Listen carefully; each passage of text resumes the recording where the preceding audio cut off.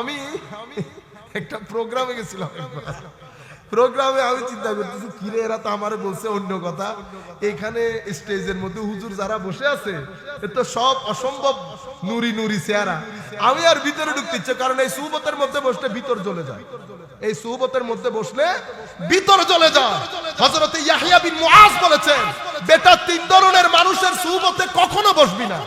একজন হচ্ছেন জাহেল সুফি, মানে বন্ডপীর। আরেকজন হচ্ছে দুনিয়া লোভী মৌলবী, যেই ব্যক্তি দুনিয়ার জন্য দিন বিক্রি করে দিয়েছে, শানের সালাতে বেয়াদবি করেছে এবং আমার নবীর ইশক মহব্বতের মধ্যে বেয়াদবি করেছে। বড় বড় মানুষকে খুশি করতে গিয়ে, একটা দেশকে খুশি করতে গিয়ে ইয়াবি উদিনাহু বিআরাদিন মিনাদ দুনিয়া, সামান্য 2 টাকার জন্য দিন বিক্রি করে দিয়েছে, সেই ধরনের মৌলবীর সাথে বসতে নিষেধ করেছে। এখন আমি এক কদম সামনে আসি তো 2 কদম পিছনে যাই, তো আমি জিজ্ঞেস করছি বাইরে কোথায় দাওয়াত করছেন? হুজুর এখানে একটু মিক্স। আল্লাহ দূর বেটা, মিক্স এটা মিক্স নি, এখানে তো সবই এক ধরনের। তো মিক্স কোনটা? তো কোনার মধ্যে হুজুর বসা। আল্লাহ ভাই এটা ঠিক আছে, কোনার মধ্যে শুধু একজন। এটা আজীব বিষয়। আমি মাঝে মধ্যে চিন্তা করি আল্লাহ এই কাজ কেন করলেন? লাখ গুনাহ করেন, চেহারা কখনো কালো হবে না। ইশকে রাসূল শানের সালাতে বিন্দু পরিমাণ বেয়াদবি করবেন, চেহারা বিকৃত হয়ে যাবে। গ্যারান্টির সাথে বলছি চেহারা বিকৃত হবে।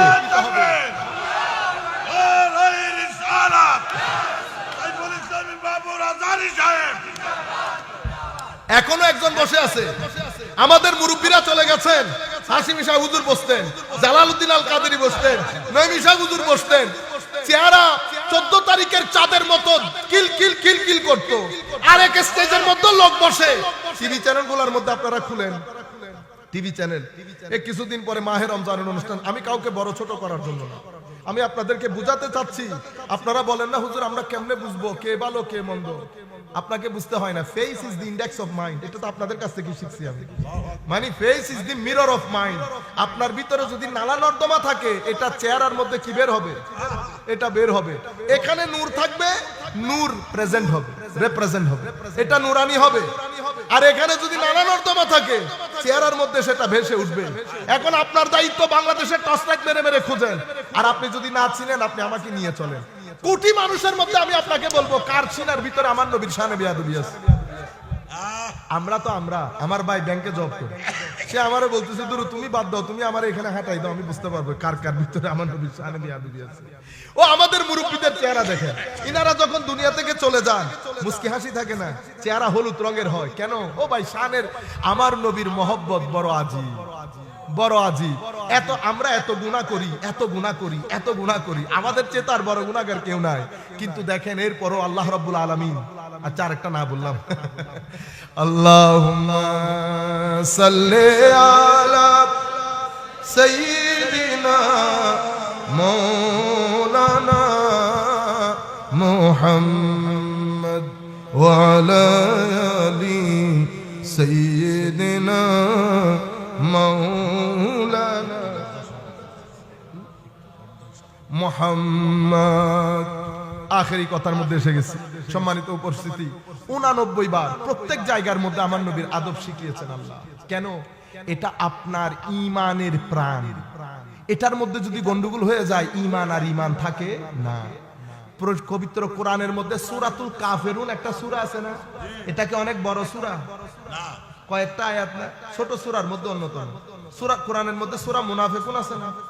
ছোট না বড়? এক মুনাফিকুন কাফিরুনের মতো সূরা 10টারই গিলে খেয়ে ফেলতে পারবে না।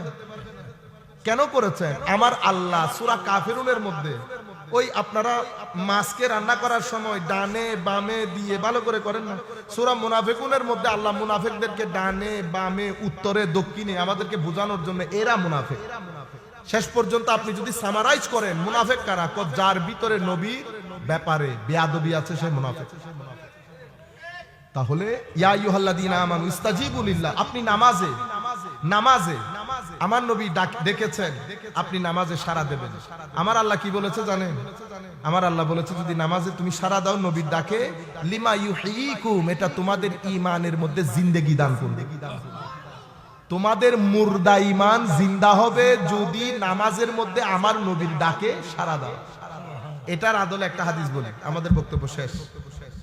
আমার নবী সাল্লাল্লাহু আলাইহি ওয়াসাল্লাম জুহাইনা গোত্রের একটা বিচার সালিশ করতে গেছেন আর কি, আপনাদের এখানেও বাড়ি আছে না, সেভাবে আপনার সিনারও জমিন, এটাও জমিন, কারো জমিন উর্বর, কারো জমিন বন্ধা, কারো জমিন নালা নর্দমা, হেদায়েতের পানি সবার উপরে পড়তেছে, কোরআনের পানি, হাদিসের পানি সবার সিনার ভিতরে পড়তেছে, কিন্তু সব সিনা থেকে হেদায়েতের চারা উৎপাদন হয় না।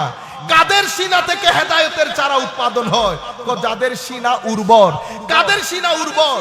যারা এলম আছে, রাতের ইবাদত করে, আল্লাহকে ভয় করে, ভদ্রতা, নম্রতা, সহনশীলতা তথা পঞ্চ ইন্দ্রিয়কে আল্লাহ যেটা পছন্দ করে সেটার কাজে লাগিয়েছে, যেটা অপছন্দ করে সেটা থেকে দূরে রেখেছে। এদের সিনা উর্বর, এদেরকে আমরা আল্লাহর ওলি বলি। এদের সাথে থাকবেন, এদের সাথে ঘুরবেন, আপনার ভিতরের জগতের মধ্যে পজিটিভ এনার্জি আসবে। ছেলেরা বোঝার জন্য বলতেছি, পজিটিভ এনার্জি আসবে, আপনার ভিতর জগৎকে আরো বেশি শক্তিশালী করবে। আর আমার এটা যদি নালা নর্দমা হয়, কোরআনের আয়াত হাদিসের আলো সব পড়ছে, আমি মসজিদে দাঁড়িয়ে বলবো শবে বরাত পালন করা মানি অমুক দেশে গিয়ে, এটা তো আমরা জবানও আনতে পারবো। আমরা একটা ভালো পরিবারের সন্তান, যেই কোনো কথা যেই কোনো জবানে আনা যায় না। আপনি এত বড় কথা আমাকে ছেলেরা, আমার ভাই জিজ্ঞেস করতেছে, এটা তো বলে মৌলবী, এটা তো মুখে দাঁড়িয়ে আছে, এটা পাঞ্জাবি সবকিছু করছে, এই কথা মসজিদের মধ্যে বললো কেমনে? আর এতগুলা মানুষ বসে এটা হজম করলো কেমনে? তা আমি বললাম, ও বেটা, বৃষ্টির পানি কি শুধু তোমাদের পুকুরে পড়ে? বৃষ্টির পানি নালা নর্দমার মধ্যে পড়ে। আল্লাহর বান্দাদের মধ্যে কিছু আছে নালা নর্দমা, কিছু আছে উর্বর, কিছু আছে বন্ধা। এরা হচ্ছে নালা নর্দমা। নালা নর্দমা কেমনে বুঝলেন? কোরআন এবং হাদিসের বাণী পড়বে, আপনার জবান দিয়ে বের হচ্ছে নবী আমার মতো। নবী কিছু জানে না, ওই নালা নর্দমা যেটা ভিতরে ধারণ করেন জবান দিয়ে ডেলিভারি ওগুলাই হবে। এটার মাধ্যমে ফিতনা হবে, এটার মাধ্যমে ফাসাদ হবে। সেই কারণে আমার নবী বলছেন, আখিরি জমানার মধ্যে তিনটা জিনিস একেবারে নাই হয়ে যাবে। একটা হচ্ছে ইলমে নাফে নাই হয়ে যাবে, আরেকটা হালাল রিজিক নাই হয়ে যাবে, ইখলাস নাই হয়ে যাবে। আমার নবী বলছেন, বড় বড় আলেম জমিন থেকে চলে যাবে। বড় বড় আলেমদেরকে মৃত্যু দিয়ে জমিন থেকে আল্লাহ ইলম তুলে ফেলবেন। হুজুর, লাইব্রেরি রয়ে যাবে, মাদ্রাসা রয়ে যাবে, বড় বড় দরসে বুখারী রয়ে যাবে, ইলম কোথায় যাবে? উলামায়ে কেরাম জবাব দিচ্ছেন, এই ইলম মানে লাইব্রেরির ইলম না, এটা ইলমে নাফে। কারণ একটা হচ্ছে বই, পৃষ্ঠার জ্ঞান, পৃষ্ঠার জ্ঞান মাথায় চলে যায়, সেই পৃষ্ঠার লাইনের ভিতরে মাওলাই করিম যেই নূর রেখেছেন সেটা সিনার ভিতরে এসে যায়। সেই নূরের জন্য নিজের সিনাকে তৈরি করতে হয়। নামাজ লাগে, সিজদা লাগে, আল্লাহ রাব্বুল আলামিনের খলকে খুদা বান্দাদের খেদমত লাগে, সিনার ভিতরে তখন নূর আসে। এই নূরহীন যখন হয় তখন এটা নালা নর্দমা হয়ে যায়। জ্ঞান থাকে, উপকারী জ্ঞান হয় না। সুফিয়ায়ে কেরাম বলছেন, জ্ঞান উপকারী কোনটা? যেই জ্ঞান মানুষের ভিতরে আল্লাহর খৌফ ও খশিয়ত সৃষ্টি করে, আদব সৃষ্টি করে। আদব, হারিস আল মুহাসিবি রাদিয়াল্লাহু তাআলা আনহু কাশফুল মাহজুবের মধ্যে দাতা গঞ্জ বখশ আলী হুজবেরি বলছেন, আপনারা আমি কিছুক্ষণের মধ্যে শেষ করে দেব। দাতা গঞ্জ বখশ আলী হুজবেরি লিখছেন কাশফুল মাহজুবের মধ্যে, দাতা গঞ্জ বখশ আলী হুজবেরি কি আজকের যুগের বলি। হুজুর গৌসুল আজম দুনিয়াতে আসার 140 বছর আগে ইন্তেকাল করেছে। তাইলে আমরা ভাগ করার সময়, আমরা যারা তাসাউফ তরিকত পড়ি, আমরা ভাগ করার সময় কি করি? হুজুর গৌসুল আজমের আগে, হুজুর গৌসুল আজমের পরে। হুজুর গৌসুল আজমের আগের সময়টাকে আমরা 3 ভাগে ভাগ করি। প্রথম ভাগ কারা? বাইজিদ বিস্তামি, হারিস আল মুহাসিবি, ইমাম কালবি, ইমাম সারি সাকাতি, মারুফ আল কারখি, জুনায়েদ বাগদাদি, হাবিব আল আজমি। ইনারা হচ্ছেন তাবেউত তাবেঈনদের সাথে যাদের পিঠ লাগানো। আপনি মনে করতেছেন বাংলাদেশ, ইন্ডিয়া, পাকিস্তান, ও তাবেউত তাবেঈনদের সাথে যাদের, ইয়াহিয়া বিন মুআজ, ইনারা তো তাবেউত তাবেঈন। হারিস আল মুহাসিবি, ইনারা তো একেবারে তাবেউত তাবেঈনদের সাথে ইনাদের পিঠ লাগানো। আদব দেখেন কেমন। হারিস আল মুহাসিবি রাদিয়াল্লাহু তাআলা আনহু 20 বছর দুজানু হয়ে বসতেন, কখনো ট্যাক লাগিয়ে এভাবে বসতেন না। মুরিদরা বলতেছেন, হুজুর বয়স হয়ে গেছে, কষ্ট লাগে না, আপনি বসেন না কেন? তখন হুজুর 2 চোখ বেয়ে পানি পড়ছে, কবেটা আমার বসতে ইচ্ছে করে, কিন্তু আমি তো একজনের গোলাম। গোলাম কেমনে মালিকের সামনে ট্যাক লাগাই বসে? গোলাম কেমনে মালিকের সামনে। এই কথাগুলো এখন যখন আমি আপনাদেরকে বলছি আপনারা মনে করতেছেন দুরু ফানি কেন? কারণ এমন একটা সময়ের মধ্যে আমরা বসে আছি যেটা নিরাট বেয়াদবির সময়, যেটা নিরেট ইগোইস্টিক সোসাইটি বলি আমরা, ইগোইস্টিক সোসাইটি। মানে আমিও একজন, ফেসবুকের মধ্যে দেখেন না সবাই কমেন্ট করে, সবাই গালি দিয়ে দেয়, কারণ প্রত্যেকেই চায় আমিও একজন। সেই কারণে আদব লেহাজ খতম হয়ে গেছে। সেই কারণে এই কথাগুলো আপনাদের বুঝে আসবে না। হযরতে খুদ দাতা গঞ্জ বখশ আলী হুজুরি বলছেন, হযরতে বায়েজিদ বিস্তামীকে জিজ্ঞেস করা হয়েছিল, হুজুর যেই মাকামের মধ্যে আপনি পৌঁছেছেন এটা আপনি কিভাবে পেলেন? উনি কি জবাব দিয়েছেন? উনি বলেছেন হুসনুস সুহবতি মা আল্লাহি আযজা ওয়া জাল। তো আল্লাহর সাথে আমার চলা চরিত্রের মধ্যে হুসন সৃষ্টি করে, আদব সৃষ্টি করে। কি রকম আদব? এই আদব কোনোদিন বসতো না, কোনোদিন দুই জানু হয়ে আমরা ক্রস লেগ বসি না, সুফিয়া ইকরাম ক্রস লেগ পর্যন্ত বসতেন। এই আন্দাজে আদব ছিল যেটা বর্তমানে আস্তে আস্তে আস্তে নাই হয়ে যাচ্ছে। এলমে নাফে মানুষের সিনার ভিতরে খৌফ দান করে, খশিয়ত দান করে, চোখকে ভিজিয়ে তুলে, আখিরাতের প্রতি মানুষের আসক্তি বাড়িয়ে দেয়, মহব্বত বাড়িয়ে দেয়, নামাজের প্রতি, কোরআনের তিলাওয়াতের প্রতি, জিকিরের প্রতি মানুষের ভিতরে একটা চাহত আসে, মানুষ চায় নামাজ পড়তে। যখন আপনার ভিতরে এই পজিটিভ পরিবর্তন হবে তাইলে বুঝতে পারবেন যে আলেম আপনাকে কথাগুলা বলছে ওনার এলমগুলা এলমে নাফে, এলমে নাফে। সেই আলেমের মধ্যে হুঙ্কার থাকবে না, আমি থাকবে না, তু থাকবে না, অতিরিক্ত ফতোয়াবাজি থাকবে না, ডিভিশন থাকবে না, মানুষকে মহব্বত দিবে। এশকে রসুল, যখন এশকে রসুলের কথাগুলা শুনবেন আপনি এশকে রসুলের সমুদ্রে মনে করবেন আপনি বইতেছেন রীতিমতো। সেই আলেমকে এলমে নাফে বলে। আমার নবী বলছেন সেই এলমগুলা উঠে যাবে। কিভাবে? বড় বড় আলেম তাদের সিনাগুলা নিয়ে জমিনের ভিতরে ঢুকে যাবে, এলম আস্তে আস্তে জমিন থেকে উঠে যাবে। শেষ পর্যন্ত হাত্তা, শেষ পর্যন্ত কোন আলেম থাকবে না। ইত্তাখাযান নাস রুউসান জুহালা, মানুষ জাহেলদেরকে আলেম মনে করবে যেভাবে আপনারা আমাদেরকে মনে করেন। এরপরে কি করবে? মানুষ প্রশ্ন করবে ফতোয়া, ফাআফতাউ বিগাইরি ইলম, না জেনে না বুঝে ফতোয়া দিবে। ফাদাল্লু ওয়া আদাল্লু, নিজে পথভ্রষ্ট হবে, মানুষকেও পথভ্রষ্ট করবে। সেই জমানার মধ্যে আমার নবী বলছেন, ইন্নাল ঈমান লা ইয়ারিজু ইলাল মাদিনা, ঈমান মদিনা শরীফের দিকে পালিয়ে যাবে। কামা তারিজুল হাইয়াতু ইলা জুহরিহা, যেভাবে সাপ নিজেকে বাঁচানোর জন্য গর্তে ঢুকে যায়। মসজিদ থাকবে, মাদ্রাসা থাকবে, আমরা থাকবো, কিন্তু ঈমানের কোনো জায়গা হবে না। কেন?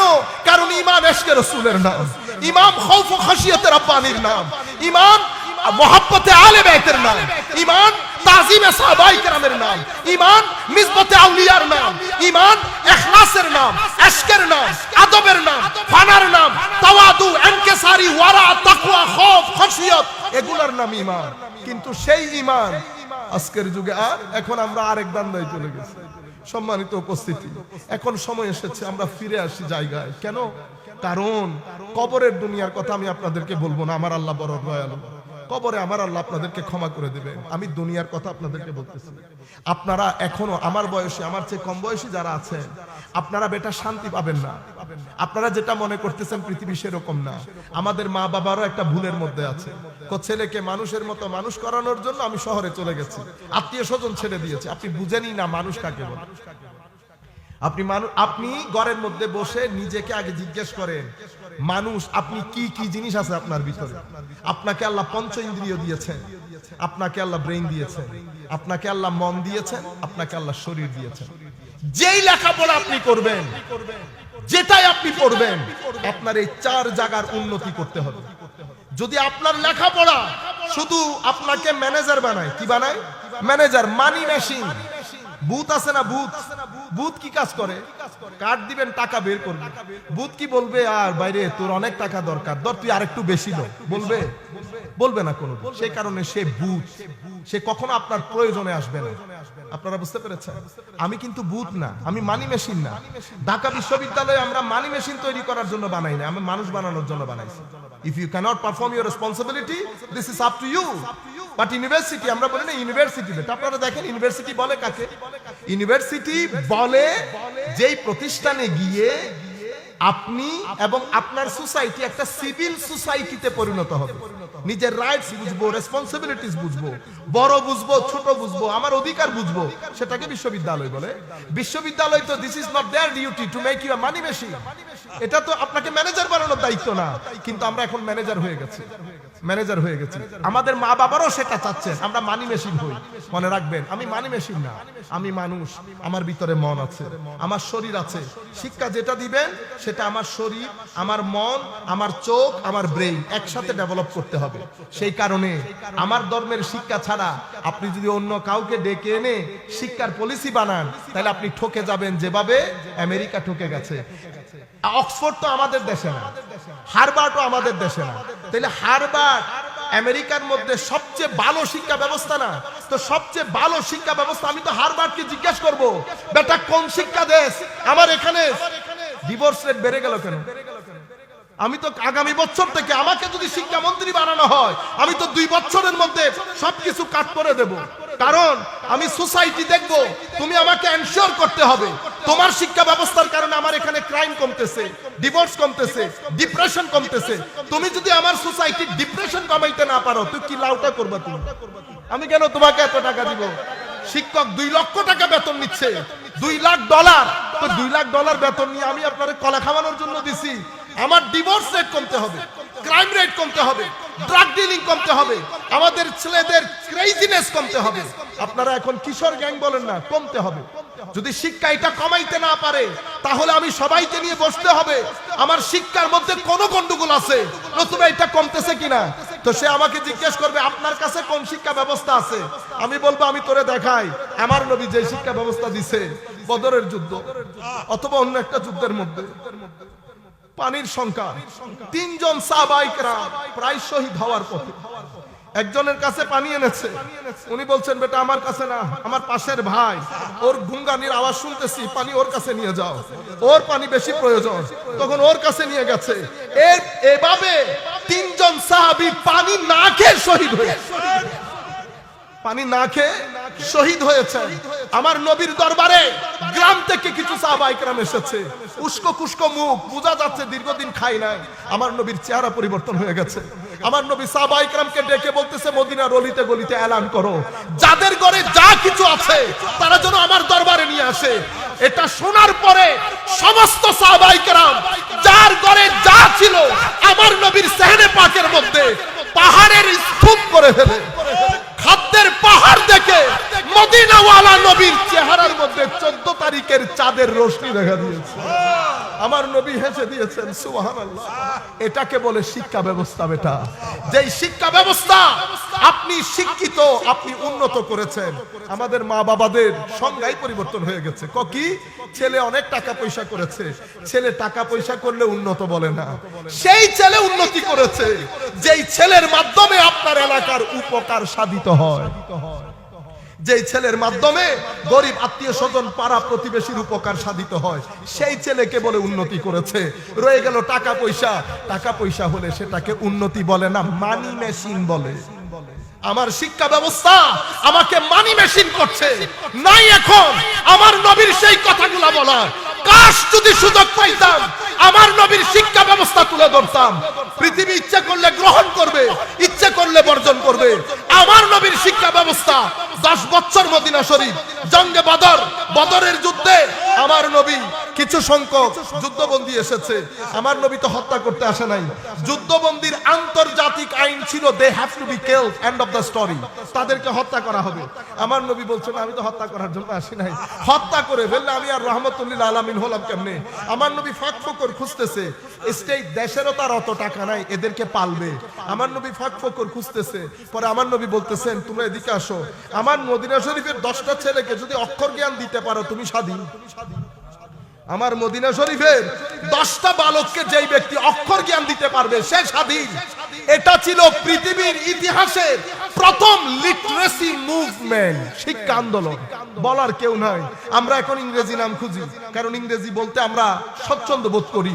সম্মানিত উপস্থিতি, যেই দিন আমার নবী দ্বীনের দাওয়াতের কাজ শুরু করেছেন, পুরা মক্কা শরীফের মধ্যে যত আবাদি ছিল কেউ বলেছে ফতুহুল বলদানের মধ্যে ইমাম বালাজুরি বলছেন 15 লাখ আবাদি, 12 লাখ আবাদি। আমরা বলতেছি 12 লাখ না 15 লাখ না, হিস্টোরিক্যাল রেকর্ড 10 লাখ আবাদি। সেই 10 লাখ আবাদির মধ্যে মাত্র 15 জন মানুষ লিখতে পড়তে জানতেন, মাত্র 15 জন মানুষ। এখান থেকে আমার নবী শুরু করেছে। মদিনা শরীফে যেদিন বিদায় হজ্জের ভাষণ দিয়ে মদিনা শরীফ তশরিফ এনেছেন, আমার নবী যেই দিন দুনিয়া থেকে চলে যাচ্ছেন 15,000 স্কয়ার ফিটের মদিনা হয়েছে 32 লাখ স্কয়ার ফিটের মদিনা। ছিল 15,000, হয়েছে 32 লাখ। মানুষ মারা গেছে 450 থেকে 500-র ভিতরে। আমার নবীর মদিনা শরীফের শিক্ষার রেট বাড়তে বাড়তে 75% গিয়ে পৌঁছেছে। নবী যেতে না যেতে উসমানে গনি আলী কাররামাল্লাহু ওয়াজহাহুল কারীম যাওয়ার পরে মুসলিম দুনিয়ার সিসিলি থেকে শুরু করে স্পেন পর্যন্ত শিক্ষার রেট হয়ে গেছে 100 আউট অফ 100। আপনারা বুঝতে পেরেছেন, 100% উন্নত করেছে। আমার নবীর শিক্ষা ব্যবস্থার মধ্যে ইমোশন ছিল। আমার নবীর টোটাল শিক্ষা ব্যবস্থার মধ্যে আপনাকে শিখানো হয়েছে বড়দেরকে সম্মান কেমনে করে, উস্তাদকে সম্মান কেমনে করে, সোশ্যাল ডেভেলপমেন্ট। এরপরে আপনি উদারতা, সহনশীলতা, ন্যায়পরায়ণতা, আপনার এই জায়গাটাকে ডেভেলপ করেছে। এরপরে আপনার স্পিরিচুয়াল সাইড ডেভেলপ করেছে। মিথ্যা বলা যাবে না, মানুষের জন্য কাজ করতে হবে। এই ইমোশনটা সাহাবায়ে কেরামের মাধ্যমে দিয়ে দিয়েছে। সাহাবায়ে কেরাম একজন আসলে আরেকজনকে দিয়ে দিত, এটা আসলে আরেকজনকে দিয়ে দিত। এই যে এটাকে বলে সহযোগিতা। এজন্য আমাদের দ্বীনের ভিত্তিপ্রস্তর স্থাপন করা হয়েছে তাআওয়ানু আলাল বিররি ওয়াত তাকওয়া, সহযোগিতার উপর। আপনার যে শিক্ষা ব্যবস্থা সেটা করে প্রতিযোগিতা।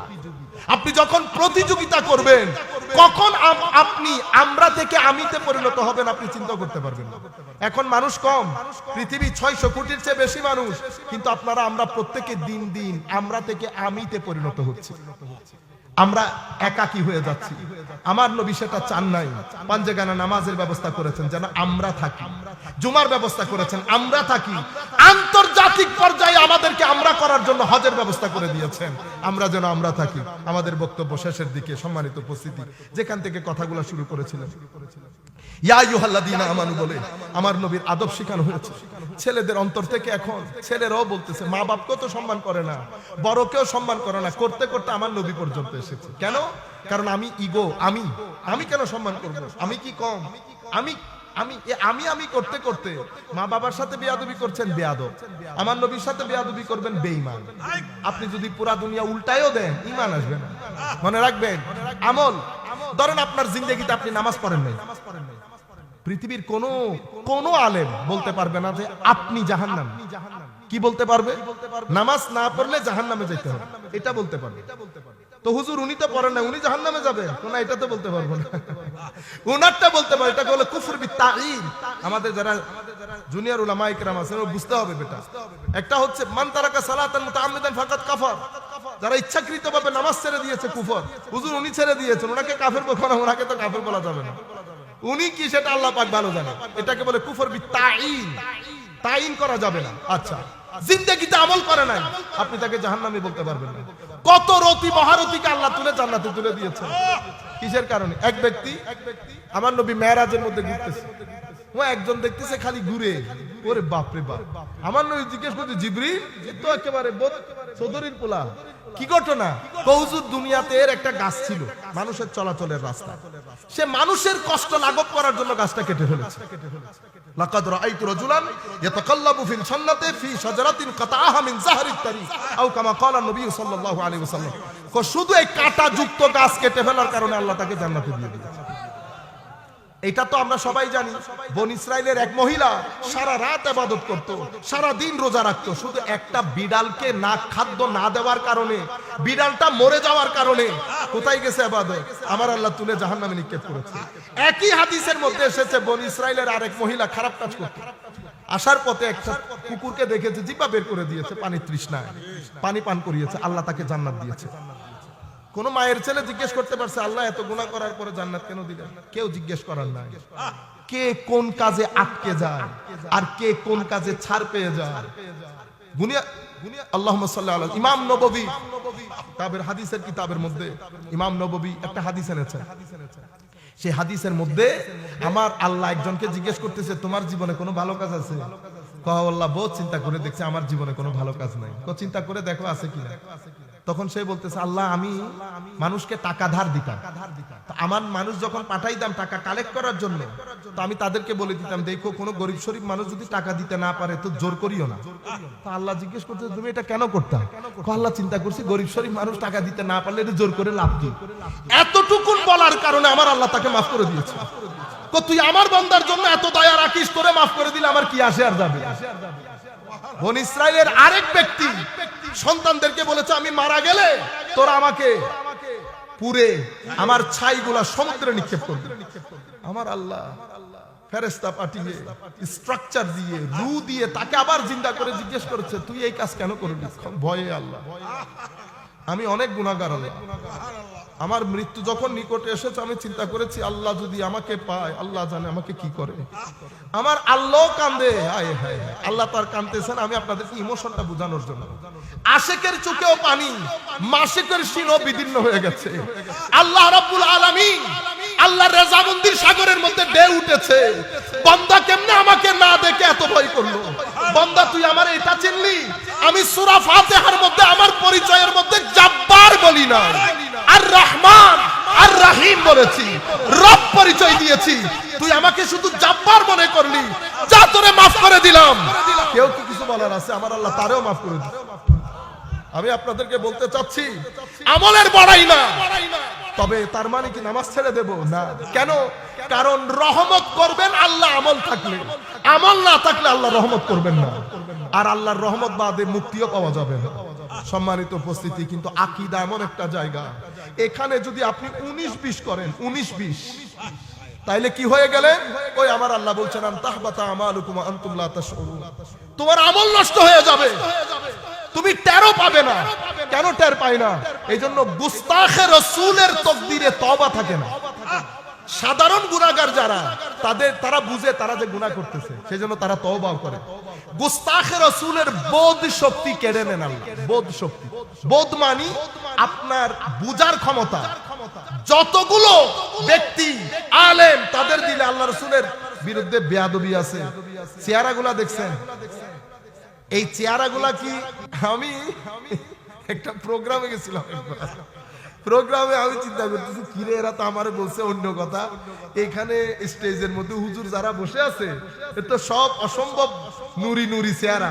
আমি আর ভিতরে ঢুকতে ইচ্ছে, কারণ এই সুহবতের মধ্যে বসলে ভিতর জ্বলে যায়, এই সুহবতের মধ্যে বসলে ভিতর জ্বলে যায়। হযরত ইয়াহইয়া বিন মুআজ বলেছেন, বেটা 3 ধরনের মানুষের সুহবতে কখনো বসবি না। একজন হচ্ছেন জাহেল সুফি, মানে বন্ডপীর। আরেকজন হচ্ছে দুনিয়া লোভী মৌলবী, যেই ব্যক্তি দুনিয়ার জন্য দিন বিক্রি করে দিয়েছে, শানের সালাতে বেয়াদবি করেছে, এবং আমার নবীর ইশক মহব্বতের মধ্যে বেয়াদবি করেছে। বড় বড় মানুষকে খুশি করতে গিয়ে, একটা দেশকে খুশি করতে গিয়ে, ইয়াবি উদিনাহু বিআরাদিন মিনাদ দুনিয়া, সামান্য 2 টাকার জন্য দিন বিক্রি করে দিয়েছে। সেই ধরনের মৌলবীর সাথে বসতে নিষেধ করেছে। এখন আমি এক কদম সামনে আসি তো 2 কদম পিছনে যাই। তো আমি জিজ্ঞেস করছি, বাইরে কোথায় দাওয়াত করছেন? হুজুর এখানে একটু মিক্স। আল্লাহ দূর বেটা, মিক্স এটা মিক্স নি, এখানে তো সবই এক ধরনের। তো মিক্স কোনটা? তো কোনার মধ্যে হুজুর বসা। আল্লাহ ভাই এটা ঠিক আছে, কোনার মধ্যে শুধু একজন। এটা আজীব বিষয়। আমি মাঝে মধ্যে চিন্তা করি, আল্লাহ এই কাজ কেন করলেন? লাখ গুনাহ করেন, চেহারা কখনো কালো হবে না। ইশকে রাসূল শানের সালাতে বিন্দু পরিমাণ বেয়াদবি করবেন, চেহারা বিকৃত হয়ে যাবে। গ্যারান্টির সাথে বলছি, চেহারা বিকৃত হবে।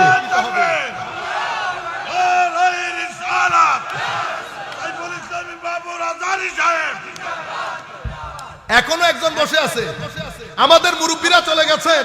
হাশিম শাহ হুজুর বসতেন, জালালউদ্দিন আল কাদেরী বসতেন, নঈমী শাহ হুজুর বসতেন। চেহারা 14 তারিখের চাঁদের মতো কিল কিল কিল কিল করত। আরেক স্টেজের মধ্যে লোক বসে। টিভি চ্যানেলগুলোর মধ্যে আপনারা খুলেন, টিভি চ্যানেল, কিছুদিন পরে মাহে রমজানের অনুষ্ঠান। আমি কাউকে বড় ছোট করার জন্য না, আমি আপনাদেরকে বুঝাতে চাচ্ছি। আপনারা বলেন না হুজুর আমরা কেমনে বুঝবো কে ভালো কে মন্দ? আপনাকে বুঝতে হয় না। Face is the index of mind, এটা তো আপনাদের কাছ থেকে শিখছি আমি। মানে face is the mirror of mind. আপনার ভিতরে যদি নালা নর্দমা থাকে, এটা চেহারার মধ্যে কি বের হবে? এটা বের হবে। এখানে নূর থাকবে, নূর প্রেজেন্ট হবে, রিপ্রেজেন্ট হবে, এটা নূরানি হবে। আর এখানে যদি নানা নর্দমা থাকে চেহারার মধ্যে সেটা ভেসে উঠবে। এখন আপনার দায়িত্ব বাংলাদেশের টর্চ লাইট মেরে মেরে খুঁজেন, আর আপনি যদি না চিনেন আপনি আমাকে নিয়ে চলেন। কোটি মানুষের মধ্যে আমি আপনাকে বলবো কার চিনার ভিতরে আমার নবীর শানে বেয়াদবি আছে। আমরা তো আমার ভাই ব্যাংকে জব করে, সে আমারে বলতেছে দুরু তুমি বাদ দাও, তুমি আমার এখানে হাঁটাই দাও, আমি বুঝতে পারবো কার কার ভিতরে আমার নবীর শানে বেয়াদবি আছে। ও আমাদের মুরব্বীদের চেহারা দেখেন, ইনারা যখন দুনিয়া থেকে চলে যান মুস্কি হাসি থাকে না, চেহারা হলুদ রঙের হয় কেন? ও ভাই শানের আমার নবীর মহব্বত বড় আজিব, বড় আজিব। আমরা এত গুনাহ করি, এত গুনাহ করি, এত গুনাহ করি, আমাদের চেয়ে তার বড় গুনাহগার কেউ নাই। কিন্তু দেখেন এরপরও আল্লাহ রাব্বুল আলামিন, আচ্ছা আরেকটা না বললাম, আল্লাহুম্মা সাল্লি আলা সাইয়্যিদিনা মাওলানা মুহাম্মদ ওয়া আলা আলি সাইয়্যিদিনা মাওলানা মুহাম্মদ। আখেরি কথার মধ্যে এসে গেছি। সম্মানিত উপস্থিতি, 89 বার প্রত্যেক জায়গার মধ্যে আমার নবীর আদব শিখিয়েছেন আল্লাহ। কেন? এটা আপনার ঈমানের প্রাণ। এটার মধ্যে যদি গন্ডগোল হয়ে যায় ঈমান আর ঈমান থাকে না। পবিত্র কোরআনের মধ্যে সূরাতুল কাফিরুন একটা সূরা আছে না? এটা কি অনেক বড় সূরা? না, কয়েকটা আয়াত না, ছোট সূরার মধ্যে অন্যতম।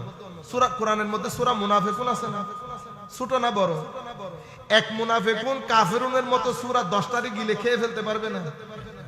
কেন করেছেন? আমার আল্লাহ সূরা কাফিরুনের মধ্যে ওই আপনারা মাছকে রান্না করার সময় ডানে বামে দিয়ে ভালো করে করেন না, সূরা মুনাফিকুনের মধ্যে আল্লাহ মুনাফিকদেরকে ডানে বামে উত্তরে দক্ষিণে আমাদেরকে বোঝানোর জন্য এরা মুনাফিক। শেষ পর্যন্ত আপনি যদি সামারাইজ করেন মুনাফিক কারা, যার ভিতরে নবীর ব্যাপারে বেয়াদবি আছে সে মুনাফিক।